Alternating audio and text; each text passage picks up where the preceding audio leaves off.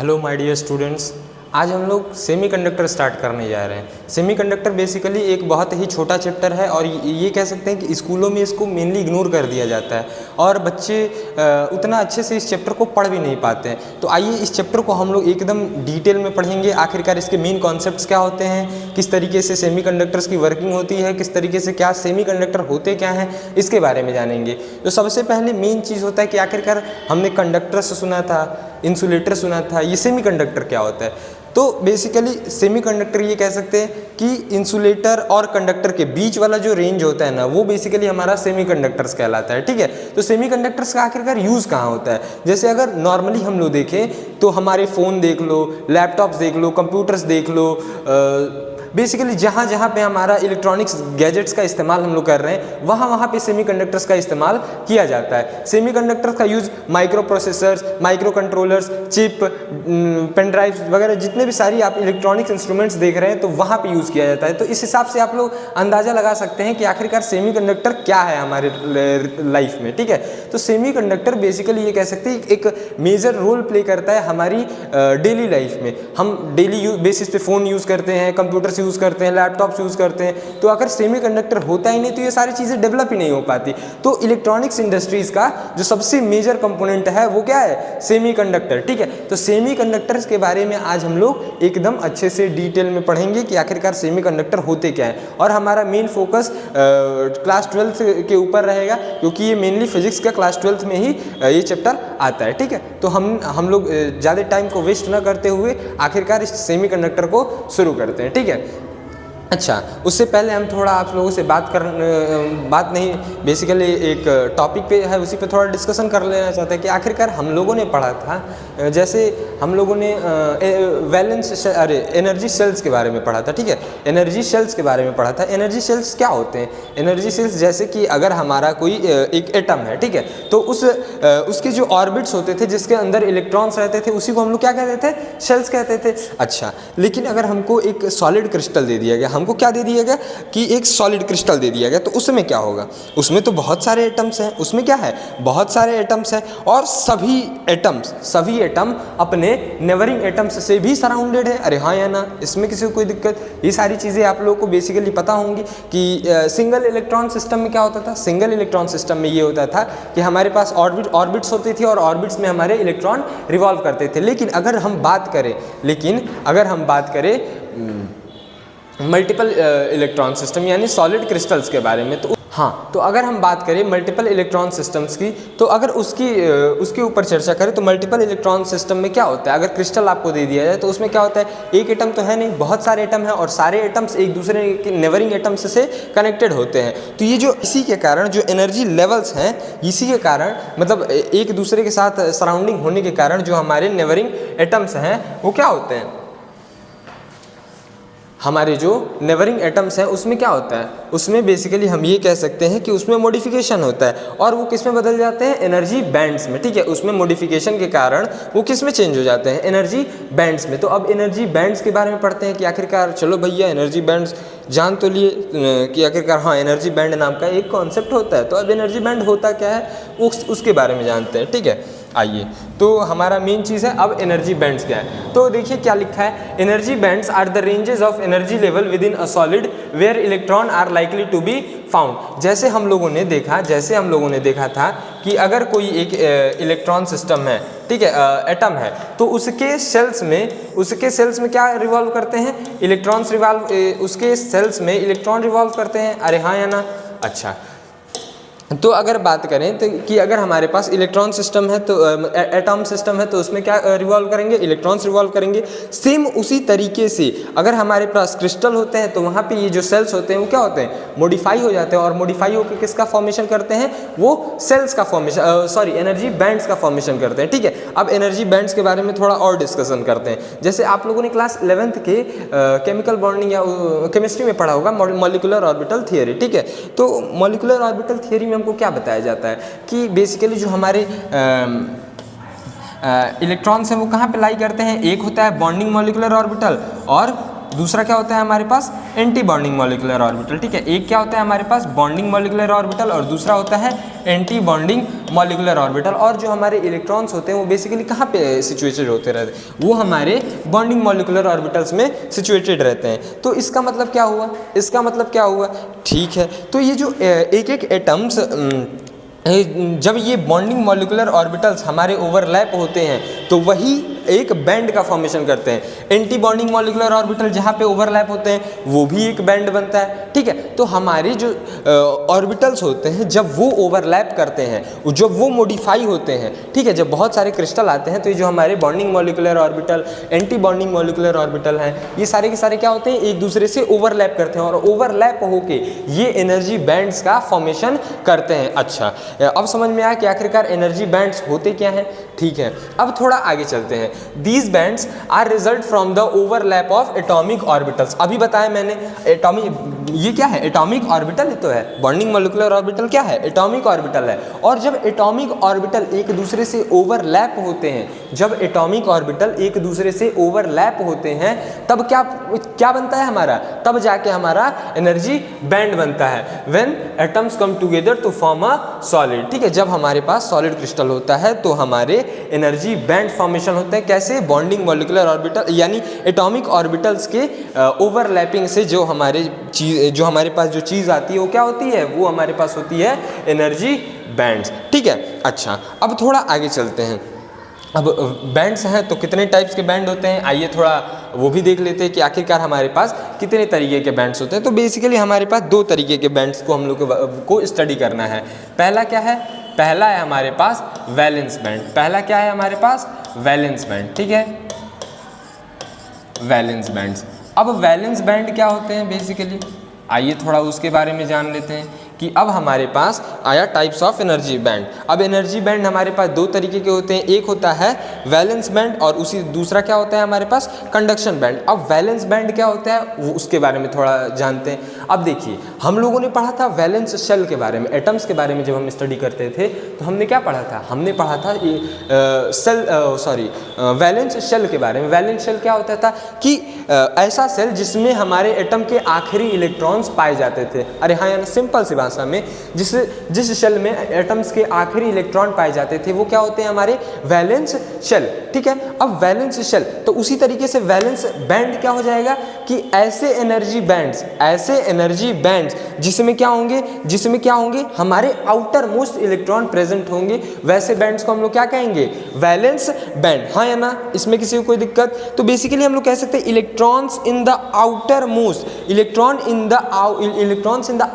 Most energy level are called valence electron. अरे हाँ, ना, ये हम लोग नॉर्मली पढ़े कि electron in the outermost energy level are called valence electron and the cell containing these electron are called valence band and the cell containing these electrons are called valence shell। ये किसकी बात हो गई, atoms की। अब same उसी तरीके से जब सॉलिड लैटिस में आते हैं, अगर हम सॉलिड लैटिस में आते हैं तो जो टॉप मोस्ट बैंड होती है, बैंड बेसिकली हमारी लेयर टाइप की स्ट्रक्चर्स होती हैं, ठीक है।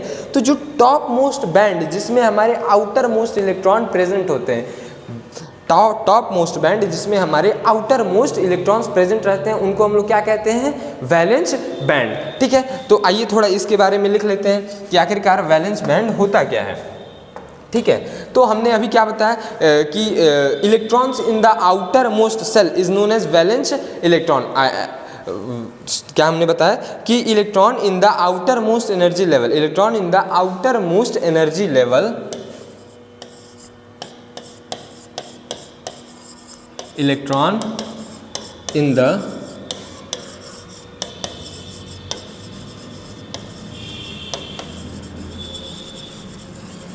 energy level are valence electron and the shell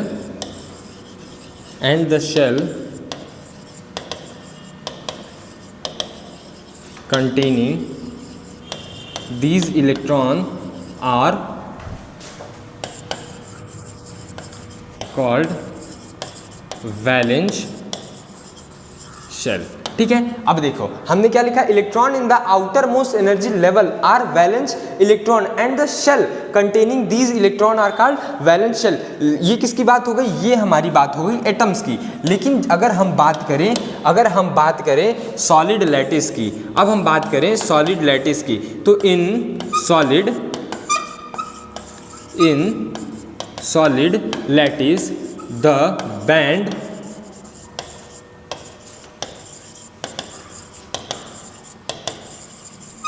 band containing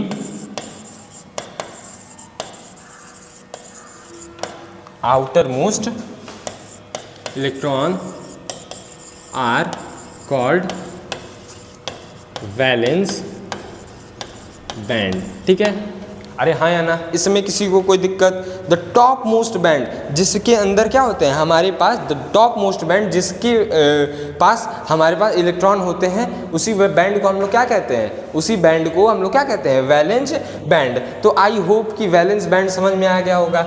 valence band को बेसिकली एक और तरीके से हम लोग रिप्रेजेंट कर सकते हैं, वैलेंस बैंड को एक और तरीके से हम लोग रिप्रेजेंट कर सकते हैं कि ये किसके द्वारा फॉर्म होता है, formed by overlapping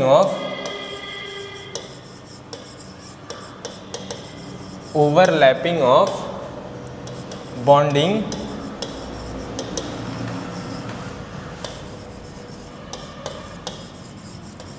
molecular orbital। अरे हाँ या ना, इसमें किसी को कोई दिक्कत? आई होप ये चीज़ आप लोगों को समझ में आएगी। आखिरकार वैलेंस बैंड होते क्या हैं, ये फॉर्म किस तरीके से होते हैं। तो वैलेंस बैंड किस तरीके से फॉर्म होते हैं, ये फॉर्म होते हैं बॉन्डिंग मॉलिक्यूलर ऑर्बिटल के ओवरलैपिंग से। क्यों? क्योंकि बॉन्डिंग मॉलिक्यूलर ऑर्बिटल में ही हमारे पास क्या होते हैं, इलेक्ट्रॉन्स होते हैं। अरे हाँ या ना, इसमें किसी को कोई दिक्कत? अच्छा, अब थोड़ा आगे बढ़ते हैं, अब दूसरे बैंड की बात करते हैं। दूसरा क्या है हमारे पास, कंडक्शन बैंड। दूसरा हमारे पास है कंडक्शन बैंड। ठीक है, अब कंडक्शन बैंड क्या होता है, अब कंडक्शन बैंड के बारे में थोड़ा जान लेते हैं। आइए अब थोड़ा कंडक्शन बैंड क्या होता है उसके बारे में जान लेते हैं। तो कंडक्शन बैंड क्या होता है कि वो बेसिकली कंडक्शन बैंड हमारा वो बैंड होता है कि जो, जैसे वैलेंस बैंड के बारे में हम बात करते हैं। वैलेंस बैंड क्या था कि द टॉप मोस्ट बैंड जिसके अंदर हमारे पास आउटर मोस्ट इलेक्ट्रॉन्स होते थे।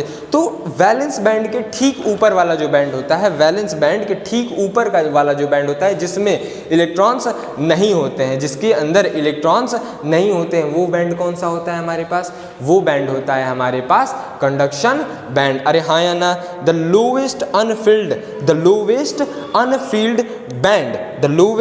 Unfilled energy band present just above the valence band is known as conduction band. हमने क्या बताया, the lowest unfilled energy band which is present just above the valence band is known as conduction band. अरे हाँ या ना, तो आइए ये क्या होता है, the lowest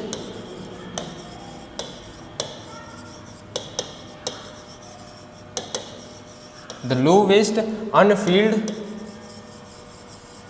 energy band which is present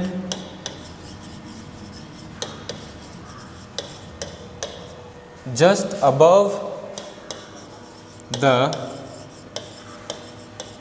valence band is called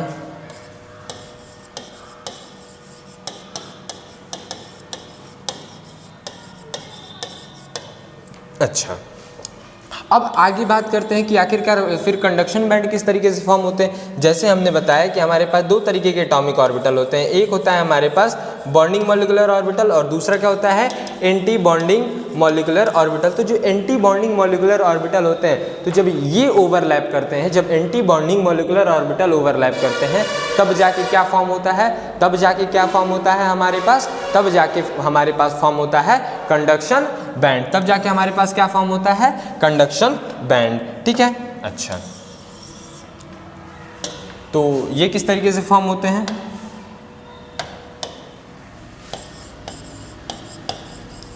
formed due to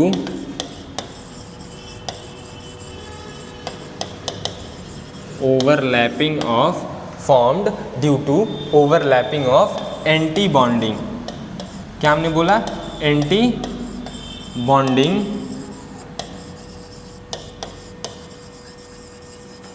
molecular orbital. ठीक है, इसमें किसी को कोई दिक्कत? अच्छा, तो कंडक्शन बैंड आई होप समझ में आ गया होगा। आइए थोड़ा अब इसको डायग्राम के हेल्प से समझते हैं। ठीक है, आइए थोड़ा इसको डायग्राम के हेल्प से समझते हैं कि आखिरकार ये क्या होते हैं। अच्छा,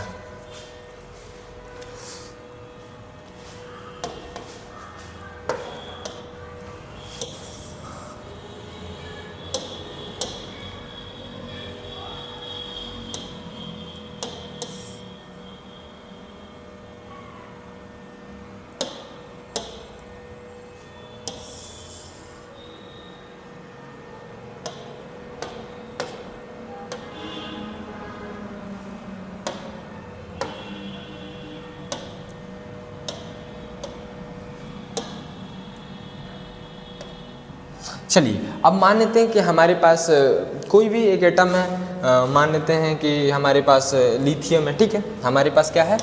लिथियम है। ठीक है, लिथियम है। तो लिथियम का इलेक्ट्रॉनिक कन्फिगरेशन कितना होता है? लिथियम का इलेक्ट्रॉनिक कन्फिगरेशन होता है 1s2 2s1। अरे हाँ या ना, इसमें किसी को कोई दिक्कत? 1s2 2s1। ठीक है, तो लिथियम के पास टोटल कितने इलेक्ट्रॉन हैं? 3 इलेक्ट्रॉन। मान लेते हैं कि ये क्या है? कौन सा ऑर्बिटल है हमारे पास? 1s। ठीक है, ये क्या है? 2s। ठीक है, अच्छा, उसके ऊपर बढ़ते जाएंगे तो हमारे पास और भी ऑर्बिटल्स आते जाएंगे। तो अगर हम बात करें लिथियम की, तो हमारा जो 1s ऑर्बिटल है ये कंप्लीटली फिल्ड है। ये वाला क्या है हमारा? कंप्लीटली फिल्ड है। लेकिन अगर बात करें 2s की तो उसमें अभी एक इलेक्ट्रॉन की कमी है। तो बेसिकली हम अगर बात करें तो हम ये कह सकते हैं कि जो हमारा इलेक्ट्रॉन है वो यहीं तक फिल्ड होगा, आधा। ये जो 2s का जो ऑर्बिटल है उसमें आधा ही फिल्ड होगा। अरे हाँ या ना, उसमें अगर हम लोग बात करें तो हमारा इलेक्ट्रॉन हाफ ही फिल्ड होगा, उसमें कंप्लीटली फिल्ड इलेक्ट्रॉन नहीं है। क्योंकि अगर वो आधा भरा है, 2s ऑर्बिटल हमारे अगर आधा भरा है तो हमारा जो एनर्जी बैंड बनेगा वो भी कितना भरा होगा?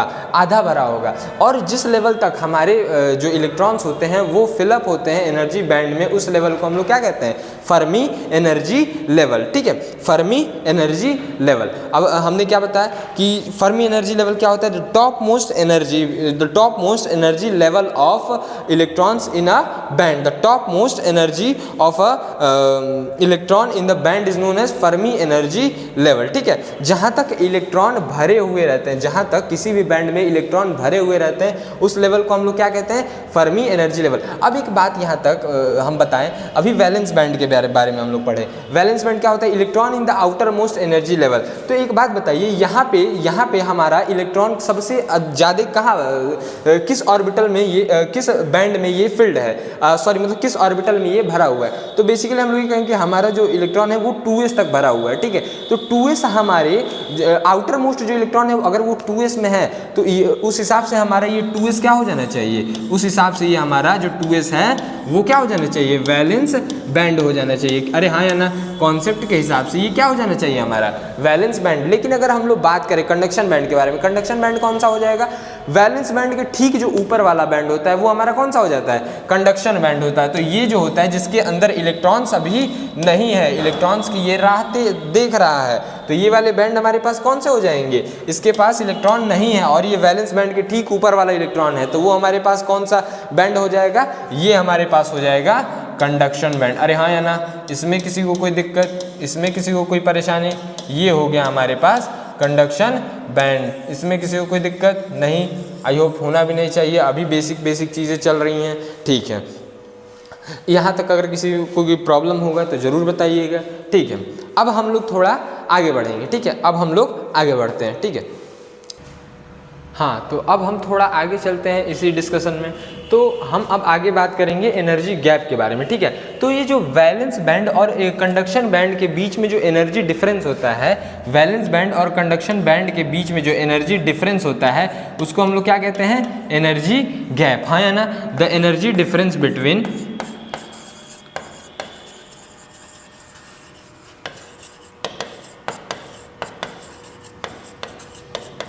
The energy difference between valence band and conduction band is called energy gap. इसको हम लोग Eg या डेल्टा Eg से रिप्रेजेंट करते हैं, ठीक है। अब हम थोड़ा बैंड स्ट्रक्चर्स के बारे में बात करेंगे। जो अलग अलग मेटल्स होते हैं, सॉलिड्स होते हैं, उनमें हम बैंड स्ट्रक्चर्स के बारे में बात करेंगे। आखिरकार सॉलिड्स में जो बैंड स्ट्रक्चर्स होते हैं वो होते किस प्रकार से हैं। तो चलिए आइए आगे हम लोग बात करते हैं, ठीक है। तो बैंड स्ट्रक्चर्स इन सॉलिड,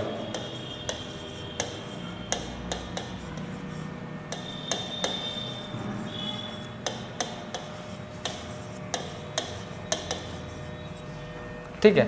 तो हमारे पास सॉलिड्स बेसिकली अगर हम लोग पढ़े तो तीन प्रकार के अब होते हैं। कौन कौन से?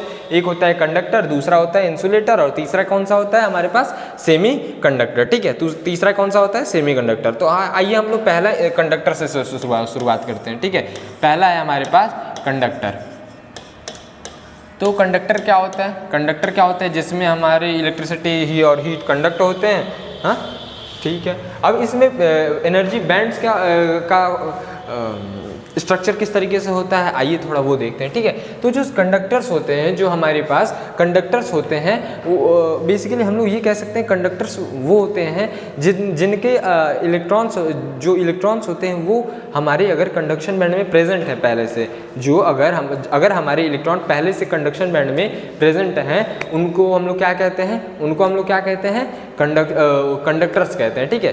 अगर हमारे इलेक्ट्रॉन्स अगर पहले से ही कंडक्टर्स में प्रेजेंट हैं तो उसको हम लोग क्या कह सकते हैं? कंडक्टर। या इसको अदर वे में अगर कहना चाहें, अगर इसको हम लोग अदर वे में कहना चाहें तो ये हम लोग बोल सकते हैं, ये हम लोग बता सकते हैं कि अगर हमारे वैलेंस बैंड और कंडक्शन बैंड, अगर हमारे वैलेंस बैंड और कंडक्शन बैंड एक दूसरे को ओवरलैप करते हैं, अगर एक दूसरे को ओवरलैप करते हैं तो हमारा तब हमारा क्या फॉर्मेशन होता है? कंडक्टर्स होता है। वो हमारे पास क्या होते हैं? कंडक्टर्स होते हैं, ठीक है। अगर हमारे वैलेंस बैंड और कंडक्शन बैंड एक दूसरे को ओवरलैप करते हैं तो उससे जो चीज़ फॉर्म होता है वो हमारे पास क्या होता है? कंडक्टर्स होता है, ठीक है। और इनकी जो बीच की एनर्जी गैप होती है, हमने क्या बताया? Energy difference between valence band and conduction band is known as energy gap, ठीक है। लेकिन अगर वैलेंस बैंड और कंडक्शन बैंड अगर कंडक्टर्स में एक दूसरे के ओवरलैप कर ले रहे हैं तो यहाँ तो एनर्जी डिफरेंस होगा ही नहीं। यहाँ तो एनर्जी डिफरेंस कितना हो जाएगा? एनर्जी गैप कितना हो जाएगा? 0 हो जाएगा। तो कंडक्टर्स के लिए जो हमारा ईजी होता है, कंडक्टर्स के लिए जो हमारा ईजी होता है वो कितना होता है? 0 होता है। और इनमें जो स्ट्रक्चर्स होते हैं वो किस प्रकार से होते हैं, आइए थोड़ा वो जान लेते हैं। ये मान लेते हैं कि क्या है हमारे पास? ये हमारे पास है कंडक्शन बैंड, ठीक है। और हमारा जो वैलेंस बैंड होता है, हमारा जो वैलेंस बैंड होता है वो यही एक दूसरे को ओवरलैप करके रखे रहते हैं, ठीक है। ये हमारा क्या है? वैलेंस बैंड है। तो हम लोग ये कह सकते हैं कि यहाँ जो हमारे इलेक्ट्रॉन्स है ये पहले से कंडक्शन बैंड में है। ये क्या है हमारे पास? कंडक्शन बैंड है इतना, और कंडक्शन बैंड में पहले से इलेक्ट्रॉन्स प्रेजेंट हैं, ठीक है। या तो हम लोग ये कह सकते हैं कि हमारे जो वैलेंस बैंड होते हैं और कंडक्शन बैंड होते हैं वो एक दूसरे को ओवरलैप कर रहे हैं, इसीलिए हमारे उनके बीच इलेक्ट्रॉन्स का फ्लो होता है और इसी वजह से हम कंडक्टर्स के अंदर इलेक्ट्रिसिटी का फ्लो होता है, ठीक है। कोई दिक्कत? अच्छा, अब बात करते हैं कंडक्टर्स के बाद इंसुलेटर्स की, ठीक है। अब हम लोग बात कर लेते हैं इंसुलेटर्स की।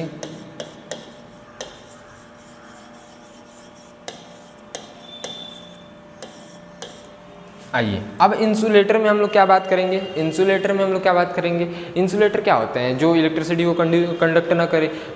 कंडक्शन कब होता है? जब हमारा वैलेंस बैंड से इलेक्ट्रॉन उठ के कंडक्शन बैंड में जाता है।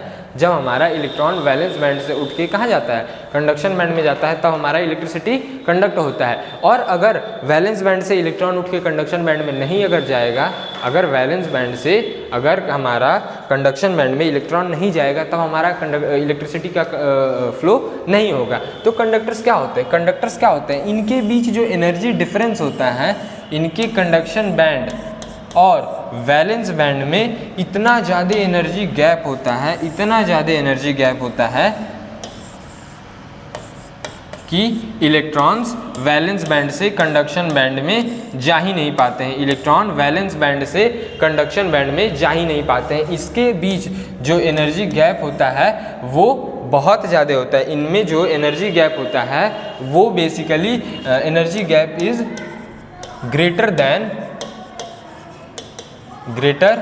Then 10 electron volt. अगर किसी भी सॉलिड में एनर्जी गैप 10 इलेक्ट्रॉन वोल्ट से ज़्यादा होगा तो हम लोग क्या कहेंगे कि वो जो हमारा सॉलिड है वो कौन सा सॉलिड है, वो हमारे पास इंसुलेटर्स है। ठीक है, अब ये जो एनर्जी गैप है वो 10 इलेक्ट्रॉन वोल्ट से अगर ज़्यादा है तो हम लोग क्या कहेंगे कि वो हमारा जो सॉलिड है वो कौन सा सॉलिड है, वो इंसुलेटर है। कंडक्टर में क्या था, जो हमारा एनर्जी गैप था वो 0 था। ठीक है, अब हम लोग बात करते हैं सेमीकंडक्टर्स की। ठीक है, अब हम लोग किसकी बात करते हैं, तीसरा सेमीकंडक्टर्स की।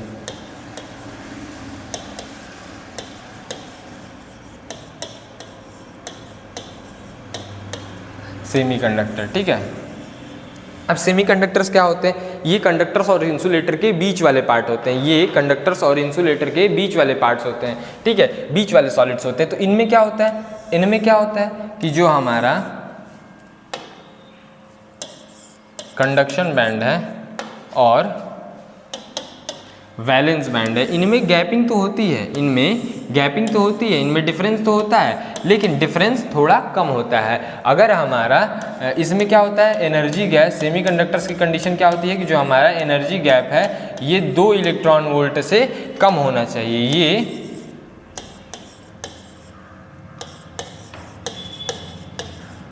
अगर हमारा एनर्जी गैप 2 इलेक्ट्रॉन वोल्ट से कम है, अगर हमारा एनर्जी गैप 2 इलेक्ट्रॉन वोल्ट से कम है तो हम लोग क्या कहेंगे कि हमारे पास जो सॉलिड है वो कौन सा सॉलिड है, वो सेमीकंडक्टर होते हैं। ठीक है, इसमें जो इसको अगर हम लोग थोड़ा सा भी हीट करेंगे, अगर इसको हम लोग थोड़ा सा भी हीट करेंगे तो ये जो वैलेंस बैंड के इलेक्ट्रॉन है ये कहाँ पे जंप करके चले जाएंगे, ये कंडक्शन बैंड में चले जाएंगे और हमारा कंडक्शन शुरू हो जाएगा। अरे हाँ या ना, इसमें किसी को कोई दिक्कत, आई होप कोई दिक्कत नहीं होगी और आपका एनर्जी बैंड का जो कॉन्सेप्ट होगा वो कंप्लीटली क्लियर हो गया होगा। ठीक है, अब नेक्स्ट पार्ट में हम लोग डिस्कस करेंगे कि सेमीकंडक्टर्स होते कितने प्रकार के हैं। ठीक है, चलिए till then bye, keep learning.